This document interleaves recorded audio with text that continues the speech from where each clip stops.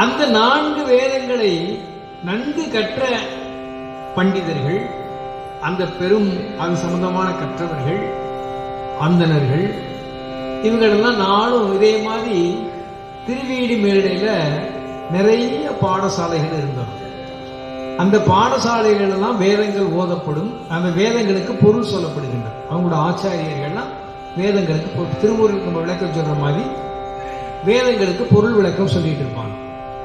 இதையெல்லாம் உள்ள மாணவர்கள் எல்லாம் கேட்டுட்டு இருப்பாங்க. மாணவர்கள் மட்டுமா கேட்டுச்சு? அங்க நிறைய சோலைகள் இருக்கும் திருவேலி மேடையில. அந்த சோலைகளுடைய பறவைகள் இருக்கு இல்லையா, கிளி, நாகனவாய் பறவை, அந்த கிளியெல்லாம் அந்த வேதத்தை கேட்டு கேட்டு கேட்டு கேட்கும். அந்த வேதத்துக்கு என்னென்ன பொருள் சொல்றாங்களோ அதையும் கேட்கும்.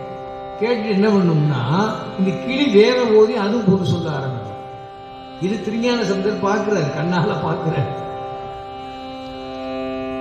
பார்க்கும்போது அவருடைய சிந்தனைகள் எழுகின்றது பாருங்க.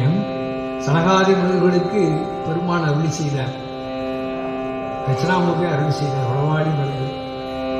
அதே போது திருவேலிமலையில் உள்ள குருமார்கள் தன்னுடைய சீடர்களுக்கெல்லாம் வேதங்களும் பொருள்களும் உரைக்கிறார்கள். அதை அவர்கள் மட்டுமா கேட்கிறார்கள், கிளிகளும் கேட்டு அந்த வேதத்தை கிளிகளும் ஓதுகிறது, கிளிகளும் விளக்கம் சொல்கின்றதே. அந்த சிறப்பை இந்த முதல் பாடல பதிவு செய்கிறார். ஏரிசையும் வடவாடின் கீழிருந்து அங்கு இருவருக்கு இறங்கி நின்று,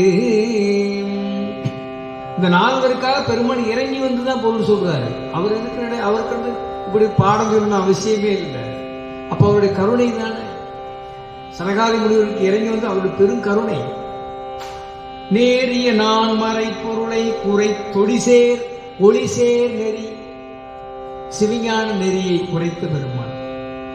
அப்படிப்பட்ட பெருமான் உரைகின்ற எழுந்து அருள்பாடிக்கின்ற தலம் திருவேலி மிரடை. அப்ப அவர் அங்க இருக்கிறாரு சொன்னா, அதே மாதிரி அந்த ஊர்ல உள்ளவங்களும் வேதத்தை படிச்சு அவருடைய பொருள்களை சிந்திக்கிறார். பறவைகளும் அதை சிந்திக்கின்றன. அப்படிப்பட்ட சிறப்புடைய நகரம், புனித தலம் திருவேலி மிரடை என்று